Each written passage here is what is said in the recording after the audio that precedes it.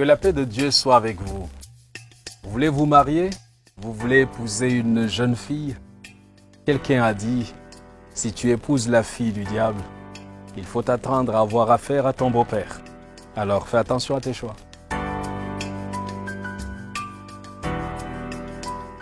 Le plus important dans la vie n'est pas de se marier, mais de rester marié.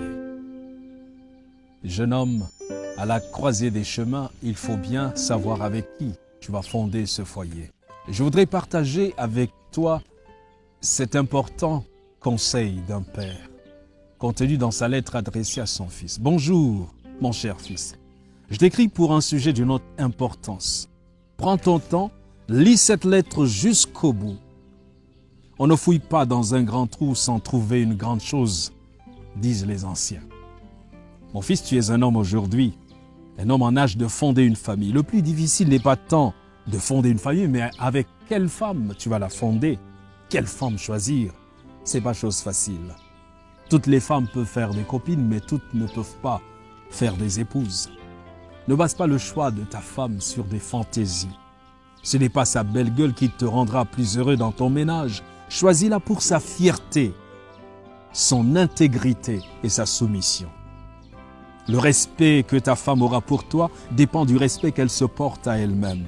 Car si ton épouse ne te respecte pas, la société ne te respectera pas.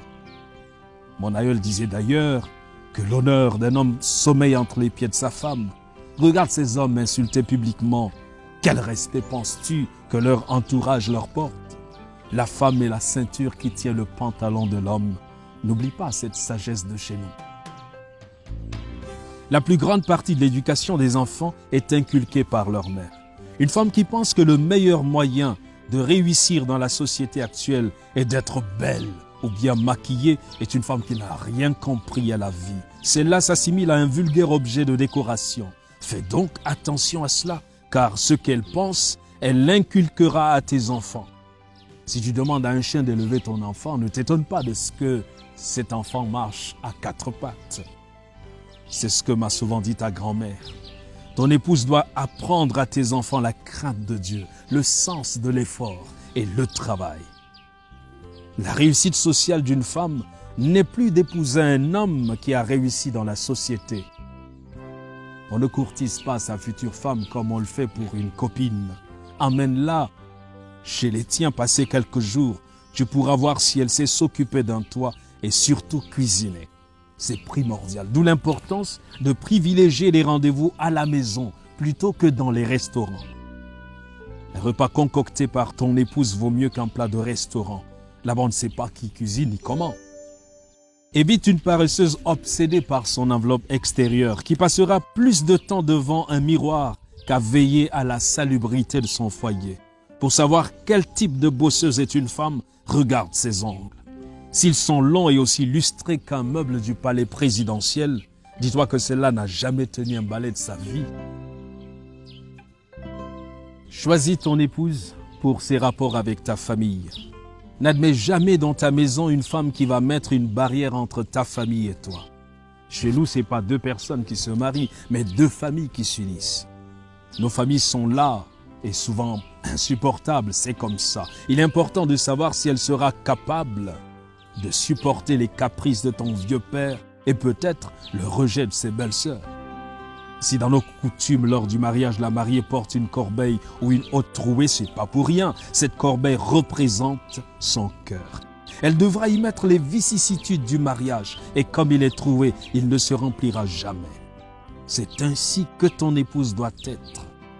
Si certains mariages durent, ce n'est pas parce qu'ils ne connaissent pas de difficultés, mais parce qu'on a bien choisi son conjoint, on le supporte mieux. Une dame qui plie bagage pour un oui ou pour un non ne sera que de passage dans ta vie tôt ou tard. Une rivière qui déborde à chaque pluie fait fuir les campeurs, disait notre aïeul. Observe les gens et les lieux qu'elle fréquente. Si elle passe sa vie dans les boîtes de nuit, les débits de boissons entourés de fêtardes et de cuisses légères, tu peux à peu près te faire une idée de celle que tu comptes mettre dans ta maison. Un poisson qui provient d'une eau empoisonnée n'est pas bon à manger, m'a souvent dit mon grand-père. Elle devra faire de tes problèmes les siens et pas une qui prendra ses jambes à son cou dès que le navire prendra un peu d'eau. Le mariage a des hauts et des bas. Si elle n'est pas capable de traverser toutes les situations avec toi, c'est une opportuniste dont il faudra te débarrasser. À ce propos, ne dit-on pas chez nous que lorsque tu adoptes un chien, tu adoptes ses puces? Si elle ne voit que les bons côtés, fuis. Pour être fixé, fais-lui part de certaines de tes difficultés, juste pour voir sa réaction. Enfin, choisis-la pour ses ambitions. Ton épouse doit être capable de te pousser vers le haut. Elle doit non seulement être une incubatrice d'idées, mais un soutien dans tes projets.